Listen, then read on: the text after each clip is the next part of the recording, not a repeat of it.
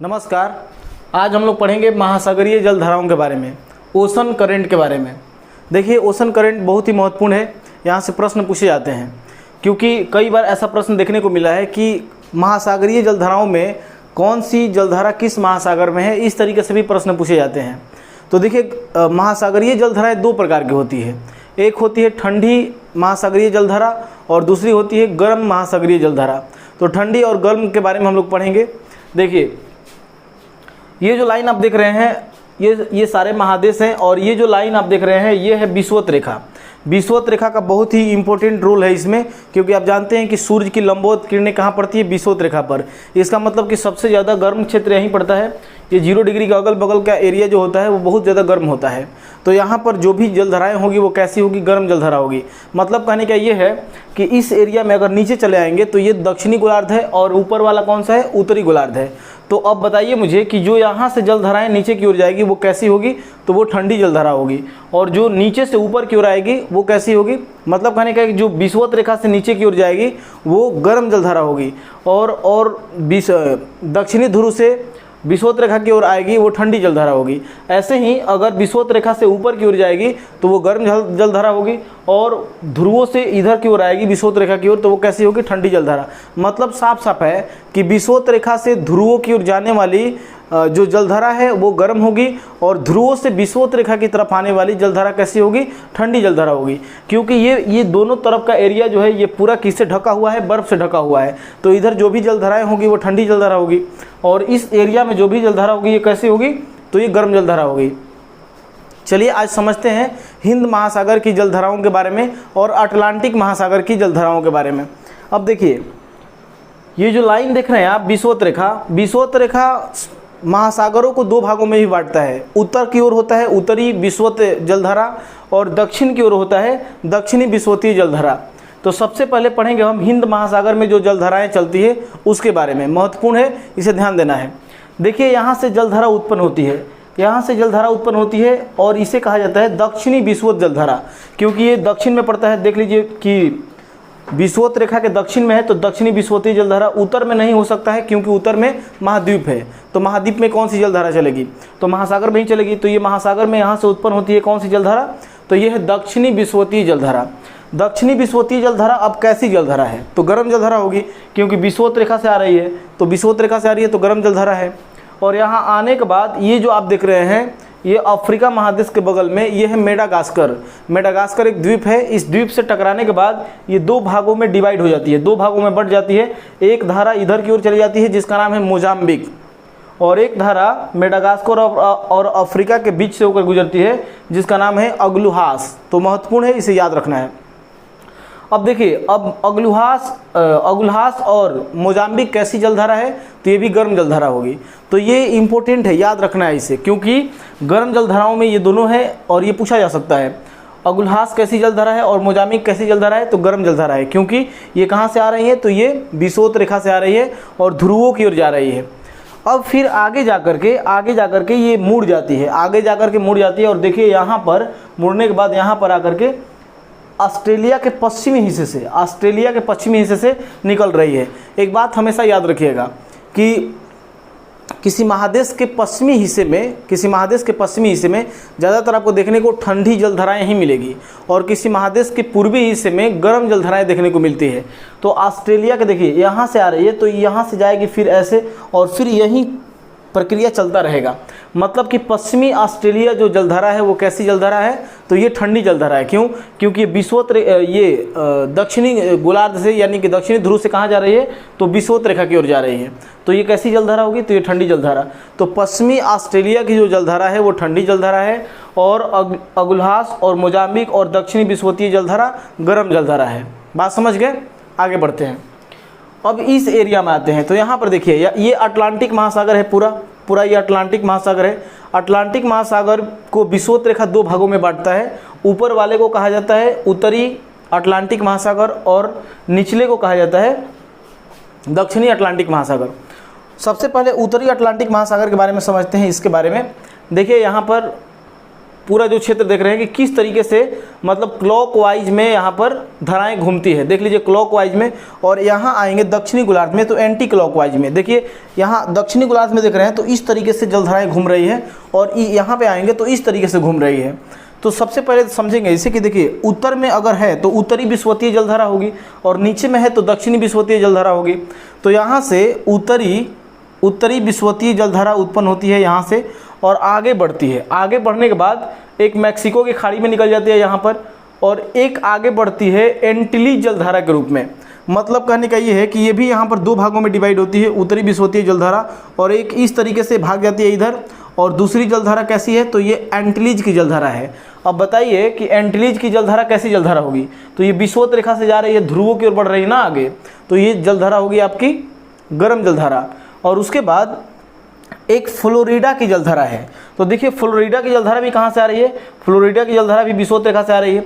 उसके बाद ये दोनों आगे आकर के मिल जाती है, तो आगे मिलने पर ये होती है गल्फ स्ट्रीम। कौन सी होती है, गल्फ स्ट्रीम। तो इसे ध्यान रखना है, बहुत ही महत्वपूर्ण है। एंटिलीज की जलधारा और फ्लोरिडा की जलधारा जैसे ही आगे बढ़ती है तो ये दोनों मिल करके एक धारा का निर्माण करती है, बहुत ही तेज धारा और गर्म धारा, जिसका नाम है गल्फ स्ट्रीम। तो गल्फ स्ट्रीम जलधारा है जो अटलांटिक महासागर में। और यहाँ पर आने पर एक लेब्राडोर ऊपर से आती है। आप देखेंगे ये ग्रीनलैंड है, दुनिया का सबसे बड़ा द्वीप है, और ये आपका कनाडा का क्षेत्र है। तो कनाडा और ग्रीनलैंड के बीच से एक लेब्राडोर जलधारा निकलती है, और ये ठंडी जलधारा है। तो ठंडी जलधारा लेब्राडोर और गल्फ स्ट्रीम, ये दोनों ज़्यादातर एग्जाम में पूछा जाता है। ये रट ही जाइएगा कि गल्फ स्ट्रीम एक गर्म जलधारा है और लेब्राडोर एक ठंडी जलधारा है। क्योंकि लेब्राडोर ऊपर से आ रही है, तो ऊपर से आएगी तो इसका मतलब क्या कि ऊपर से वो ध्रुव से होकर के आ रही है, तो ध्रुव से आएगी तो ठंडी होगी। और ये गल्फ स्ट्रीम इधर से जा रही है तो ये गर्म जलधारा है। दोनों एक जगह पे मिलती है, तो जहाँ पर भी गर्म जलधारा और ठंडी जलधारा मिलती है वहाँ पर कुहासा बनता है, और एक ऐसा सिचुएशन क्रिएट होता है कि वहाँ पर मछलियों का एक केंद्र बन जाता है, एक सेंटर बन जाता है, और वहाँ पे घासों के लिए अनुकूल परिस्थिति उत्पन्न हो जाती है। प्लैंकटन नाम का घास उत्पन्न होता है, जिसके चलते मछलियों के लिए वो अनुकूल होता है, मतलब बहुत ज़्यादा फायदेमंद होता है। तो ये मछलियों का एक सेंटर हो जाता है, बहुत ज़्यादा मात्रा में यहाँ पे मछलियाँ पाई जाती है। इसलिए यहाँ पर एक बैंक बना दिया जाता है, मछलियों का बैंक हो जाता है ये। जैसे डांगर बैंक का नाम सुने होंगे, बहुत सारा बैंक है मछलियों के लिए। आगे बढ़ते हैं, उसके बाद ये जलधारा दोनों मिल करके आगे बढ़ती है, ये उत्तरी अटलांटिक प्रवाह के रूप में आगे बढ़ती है। आगे बढ़ने के बाद इसकी एक धारा ऊपर की ओर निकल जाती है, तो ये इमिंजर की जलधारा के नाम से जानी जाती है। ये कौन सी जलधारा है भाई, तो ये कहा जाता है इमिंजर की जलधारा। तो इमिंजर की जलधारा कैसी होगी, तो ये है गर्म जलधारा। क्योंकि मैं बार बार कह रहा हूँ कि आपको कहीं भी ऐसा दिखाई दे कि ये ऊपर की ओर जा रही है तो गर्म जलधारा है, अगर नीचे की ओर आती हुई दिखाई दे तो ठंडी जलधारा है। तो ये इमिंजर की जलधारा है। और यहाँ से जैसे ये घूमती है तो देख लीजिए नीचे की ओर आ रही है, देख लीजिए नीचे की ओर आ रही है, तो ये रेनेन की जलधारा है, ठंडी जलधारा होगी। और उसके बाद ये जैसे ही नीचे आएगी तो ये कनारी की जलधारा है, इसको तटीय क्षेत्र में पकड़ करके आती है, तो ये कनारी की जलधारा है। तो कनारी की जलधारा कैसी है, ठंडी जलधारा है। बात समझ रहे होंगे। तो इसी तरीके से इसे ध्यान में रखना है। तो ये था हमारा, और यही इसके बीच में पड़ता है सरगैसो सागर, जिसके बारे में मैंने बताया था। तो ये सभी जलधाराओं के बारे में आप समझ गए होंगे। आगे देखते हैं दक्षिणी विषुवतीय जलधारा के बारे में। दक्षिणी विषुवतीय जलधारा यहाँ से पैदा होती है, और यहाँ से पैदा होने के बाद ये देखिए ये पैदा होती है यहाँ से, तो ये ब्राज़ील मतलब आगे बढ़ती है तो ब्राज़ील जलधारा के रूप में यहाँ पर आती है, क्योंकि यहाँ पर एक देश पड़ता है ब्राज़ील। तो ब्राज़ील एक देश यहाँ पड़ता है, तो इसी से इसका नाम रख दिया गया है ब्राज़ील की जलधारा। अब पूछ देगा एग्जाम में कि ब्राज़ील की जलधारा कैसी जलधारा है, तो विषुवत रेखा से ध्रुव की ओर बढ़ रही है, तो ये कैसी जलधारा है, तो ये है गर्म जलधारा। और यहाँ पर एक फॉकलैंड की जलधारा आकर के मिलती है, फॉकलैंड की जलधारा आकर के मिलती है यहाँ पर।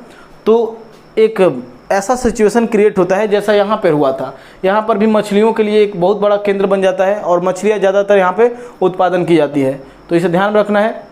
तो फॉकलैंड की जलधारा कैसी जलधारा है, तो ये ठंडी जलधारा है, क्योंकि देखिए ये नीचे से आ रही है। और ब्राज़ील की धारा ये विषुवत रेखा से जा रही है, तो ये भी कैसी जलधारा है, गर्म जलधारा है। इसे ध्यान रखना है। जब हम प्रैक्टिस सेट कराएंगे तो लिंक भी बता देंगे कि अगर ऐसे याद नहीं होता है आपको तो आप कैसे याद करेंगे। अब देखिए, अब ये दक्षिणी अटलांटिक प्रवाह के रूप में यहाँ बढ़ती है, यहाँ तक बढ़ेगी। और उसके बाद जैसे ही इस एरिया में निकलती है तो देखिए आप कि ये अफ्रीका महादेश है, अफ्रीका महादेश के पश्चिमी तट में ये बहती है बेंगुएला के नाम से। तो बेंगुएला की जलधारा कैसी होगी? ठंडी जलधारा होगी। अभी मैंने क्या बताया था कुछ देर पहले कि किसी भी महादेश के पश्चिमी तट में कौन सी जलधारा बहेगी? तो वो बहती है ठंडी जलधारा। कैसी जलधारा है? ठंडी जलधारा है। और पूर्वी तट में ज़्यादातर गर्म जलधारा ही बहती है। तो इसे ध्यान रखना है और यही क्रिया मतलब यही प्रक्रिया अपना चलती रहती है। तो देख लीजिए कि दक्षिणी गोलार्ध में इस तरीके से मतलब एंटी क्लॉकवाइज और उत्तरी गोलार्ध में कैसी जलधाराएं चलती है? क्लॉकवाइज में। तो ये था हमारा किसके बारे में? ये था हिंद महासागर की जलधाराओं के बारे में और अटलांटिक महासागर की जलधाराओं के बारे में। अब हम आगे देख लेते हैं प्रशांत महासागर की जलधाराओं के बारे में। तो प्रशांत महासागर की जलधाराएं भी बहुत ही महत्वपूर्ण है, ठीक है, उसे अब देख लेते हैं हम लोग।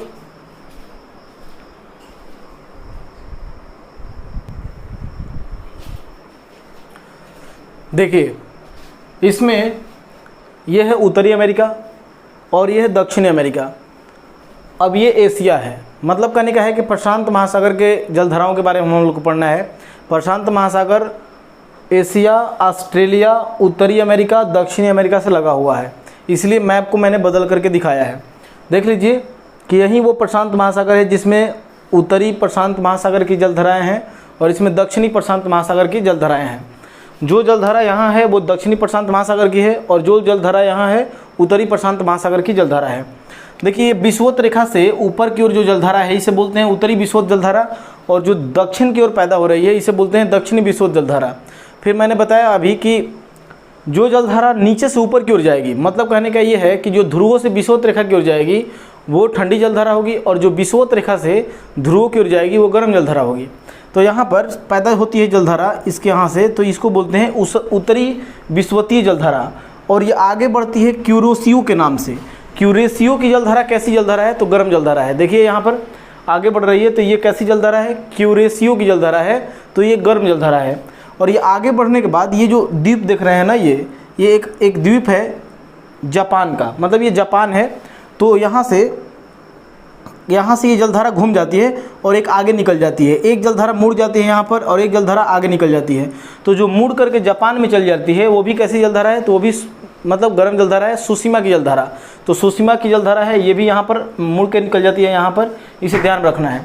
उसके बाद जैसे आगे बढ़ेंगे यहाँ पर तो ये आगे बढ़ती है और बढ़ने के बाद ओयासियो की जलधारा ऊपर से आती है। देख लीजिए यहाँ पर ओयासियो की जलधारा आ रही है, ओयासियो की जलधारा। तो इसे याद रखिएगा, ये प्रशांत महासागर की ठंडी जलधारा है क्योंकि ऊपर से आ रही है, ध्रुवों की तरफ से आ रही है। तो कैसी जलधारा होगी?